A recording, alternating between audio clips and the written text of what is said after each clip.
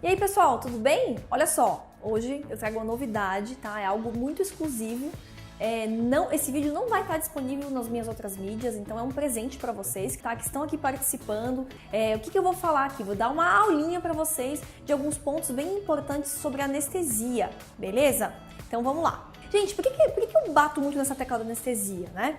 Porque a anestesia, gente, é um negócio que faz o paciente ficar ou não no seu consultório. Simples assim, né? Bem básico. A principal causa do medo de dentista é decorrente da anestesia. Então é na anestesia que nós traumatizamos o nosso paciente ou não. É ou não é do interesse aí de vocês aprender a fazer uma anestesia bacana, saber fazer uma anestesia bem sucedida e não ter erro nenhum? Claro que é. Qualquer área da odontologia, se você for bem sucedido na anestesia, você vai ter aí um consultório de sucesso. Então, gente, olha só, o que eu percebi sendo professora, né? Eu fui professora durante 3 anos na faculdade privada aqui em São Paulo, na FMU, e eu percebi o quê? Que lá, mesmo nos semestres mais avançados, o pessoal tinha muita dificuldade para anestesiar. Ou aqueles que não tinham dificuldade para anestesiar, você percebia que era uma coisa meio empírica, né? Um negócio que meio que aprendeu de orelhada, meio que aprendeu fazendo, meio ali no olhômetro. E aí a gente tem que acender um alerta, né? Será que a anestesia é algo que realmente é assim tão tecnicamente reprodutível e não existe nada por trás? Será? É discussão que eu quero que vocês fiquem atentos, tá, gente? É muito importante a gente entender e ter todos os conceitos teóricos por trás de uma coisa tão importante como a anestesia. E a primeira delas é anatomia, galera. Realmente, assim, saber anestesiar tá diretamente relacionado com o quanto você sabe de anatomia, tá? De cabeça, pescoço, de face, tá? Então, pessoal, anatomia é fundamental, tá? O que eu percebi? Os livros que tem disponíveis sobre anestesia, ou até mesmo os atlas, né?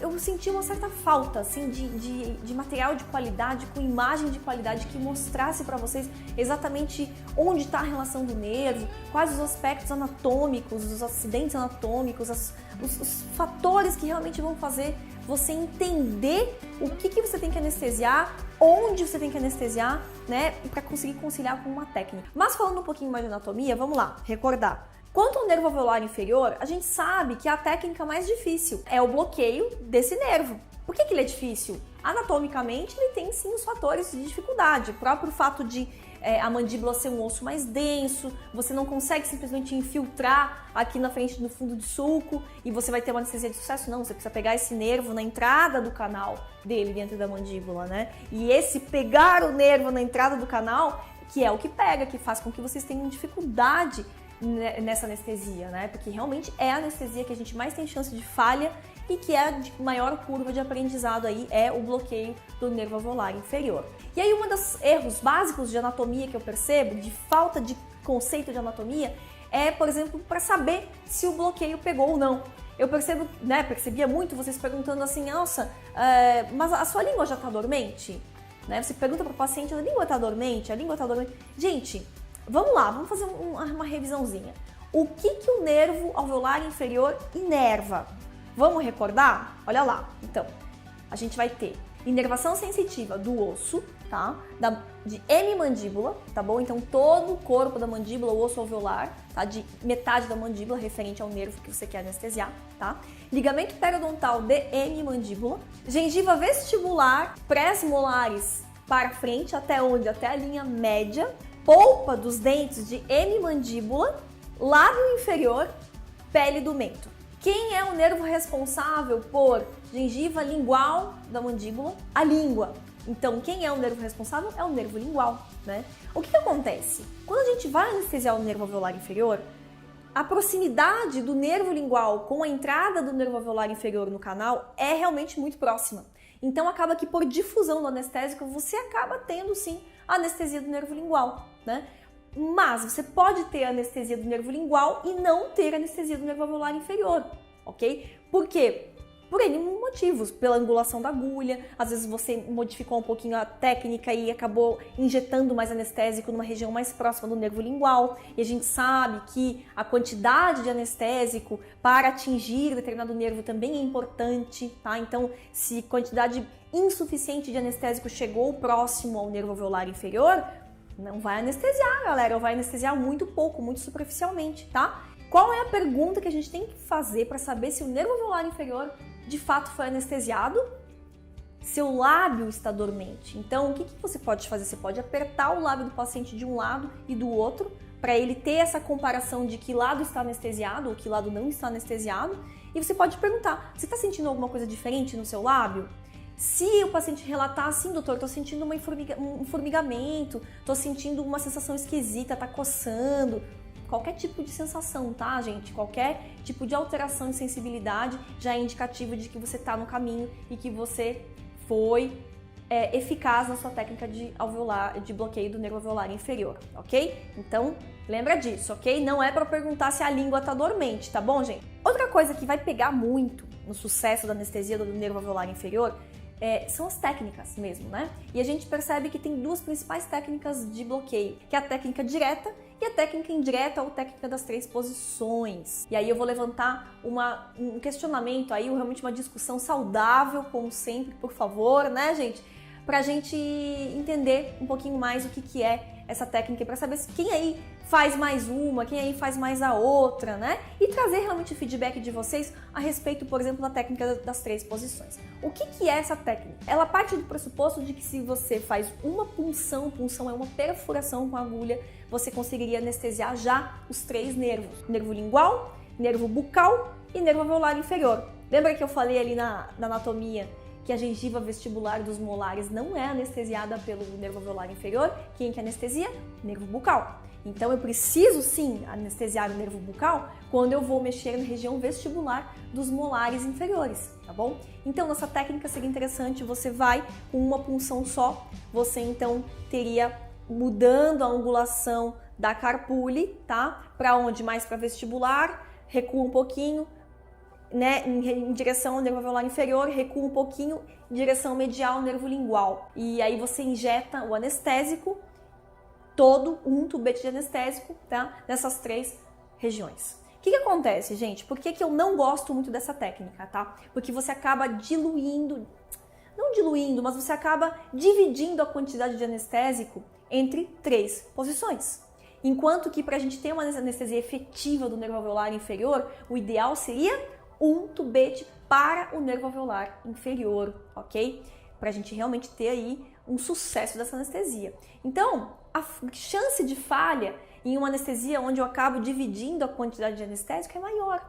É simples assim. Essa é a minha opinião, tá, gente? Claro que tem gente que é bem sucedida com essa técnica? Tem! E a técnica direta, o que é? Então, a gente entrar com uma agulha justamente no nervo alvo, direcionando o que? Sua agulha, né, e a carpule para a entrada do nervo alveolar inferior no canal mandibular e chegando lá então você depositaria um tubete de anestésico e as anestesias suplementares como nervo bucal seriam com outra punção, você tira a agulha inteira e depois reposiciona em outra posição com outro tubete, né, com outra quantidade de tubete também, não vai ser um tubete para o nervo bucal, né, quanto que geralmente a gente usa para o nervo bucal? Para o bloqueio do nervo bucal, de 1/3 a metade do tubete. E agora algumas diquinhas de ouro que eu acho imprescindíveis, tá? Para você se dar bem num bloqueio de nervo alveolar inferior, que é realmente a anestesia que a gente mais tem dificuldade.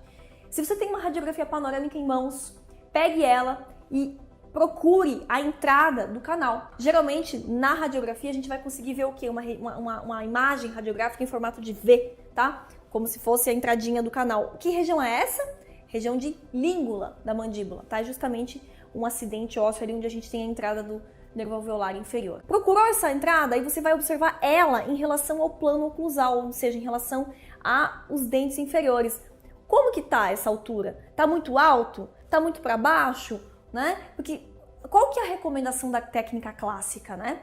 1 centímetro, ou seja, 10 milímetros acima do plano oclusal. E vocês acham que 10 milímetros é utilizado para todo paciente e você vai ter sucesso com apenas 10 milímetros? Muitas vezes não. Muitas vezes você tem que reposicionar mais superiormente a sua anestesia. Se você já bate o olho na radiografia panorâmica e identifica isso, não tenha dúvida, já faça isso, já reposicione mais superiormente a sua anestesia, que você vai ter sucesso, ok? Outra dica, gente, muito importante, tá? É a respeito de palpar a mandíbula. O que acontece? A gente vê nos livros também, de novo, né? Referências muito variáveis, eu diria, né? Uma delas é ráfio ptérigo mandibular, aí você faz uma linha perpendicular e traça no meio da linha, imaginando o tecido mole. Gente, sério, a primeira vez que eu vi isso, quando eu tava na faculdade, eu li isso, eu fiquei, o quê? Sério, era muito complexo, era uma coisa muito abstrata para mim, né? E depois, com o tempo, justamente, eu fui conversando com outros colegas e pegando isso na prática. Demorou, tá, gente? Não foi assim da noite pro dia que eu aprendi a super anestesiar bem, por isso que eu tô aqui também, para que vocês tenham essa curva um pouco mais rápida, não precisa ficar sofrendo anos para aprender a anestesiar bem, né, gente? Então, olha só. Você tá com a sua mandibulinha lá, o paciente, né? Óbvio, no caso, não só a mandíbula, pelo amor de Deus. O que você vai fazer? Palpa o ramo da mandíbula, gente. Bote seu dedinho lá e palpe. O que você tem que palpar? O bordo anterior do ramo, tá? Então, você tem que sentir toda essa região aqui, ó, tá? Para você realmente saber onde você vai entrar com a carpule. Então, se você tem noção de onde visualmente, imaginar tridimensionalmente, mentalmente na sua cabeça esta região, a chance de você entrar com a sua carpule de uma forma mais direta, tá? É melhor, tá? Ou seja, você vai realmente ter sucesso na sua anestesia sem ter que ficar refazendo várias vezes a anestesia para pegar a anestesia. Porque a gente sabe que quanto mais anestésico você usa, maior o risco de uma superdosagem, tá, gente? Então, que pode levar a complicações, tá? Então, fique atento a isso. Palpe a mandíbula antes de você anestesiar. A anestesia, como eu falei, a anestesia do nervo alveolar inferior é uma anestesia complexa, tá? E mesmo a gente fazendo tudo certinho, a técnica certinha, como ela é prescrita, né? Fazendo todas as dicas, utilizando todas as dicas que eu tô dando agora, mesmo assim você pode ter erro. E aí o erro pode ser vindo de onde? Tem uma coisa também que a gente tem dificuldade de aprender na graduação que se chama inervação acessória, tá? Poucos professores falam sobre isso, alguns falam e principalmente os que mais falam não são da disciplina de anestesia, eles são da disciplina de anatomia, tá? De novo, olha como a anatomia é importante, né, gente? Então, o que é essa inervação acessória? A gente tem alguns nervinhos como nervo cervical, nervo miloióideo, nervo aurículo temporal. Aí, como fazer para anestesiar esses nervos, tá bom, gente? Gente, essa técnica são técnicas de anestesia complementares e são de extrema importância você saber como fazer. Mas essas técnicas estão no meu livro, certo? Porque elas realmente descritas da forma como eu descrevi e demonstrando da forma como eu descrevi só no livro, beleza? Mas saiba que você precisa entender que muitas vezes sua anestesia não tá dando certo por inervação acessória, tá? Ou forame bífido, por exemplo, né? Quando o forame, o canal mandibular, não é apenas um canal, a gente pode ter 1, 2. E aí, como faz para anestesiar? Quando tem um canal saindo aqui, o outro aqui, tudo isso logo mais. Então, gente, olha só, compartilhei com vocês várias informações importantes, algumas foram dicas. Como eu falei, eu não encontrei em livro nenhum, eu aprendi, tá? E outras coisas, sim, eu fui atrás de livros procurar, tá? Eu tive complicações quando eu comecei a anestesiar. Uma delas foi quando eu estava na graduação ainda, que foi realmente uma reação de sobredosagem, tá bom? O paciente, acabei que eu usei mais anestésico do que precisava na época, como eu era aluno de graduação, eu não entendia direito o que estava acontecendo, só sei que realmente assusta, e aí, por conta disso, eu corri atrás desde a graduação, falei, gente, não dá, preciso de algo a mais, e fui realmente estudar a fundo o que acontecia em anestesia. E a segunda vez que eu tive a complicação já foi com outro panorama. Por quê? Porque eu já tinha estudado, eu já sabia o que estava acontecendo, eu já identifiquei na hora o que era que meu paciente estava apresentando, porque as complicações, ok, elas podem acontecer para quem não sabe, com maior risco, mas mesmo para quem sabe, elas também podem ocorrer. Elas ocorrem para quem faz, ok, pessoal? Então, se você já tem esse conhecimento na ponta da língua e você sabe como tratar esse paciente, como atender esse paciente, é outra história, tá? Então, eu tô dando esse relato para vocês porque realmente eu tive dificuldade com anestesia no começo, tive essas complicações que me fizeram buscar, que me fizeram entender a anestesia odontológica de outra forma, com outra visão, de uma visão mais global, mais realmente importante, dando a devida importância para esse procedimento e não só uma coisa que, eu vou aprender de qualquer jeito.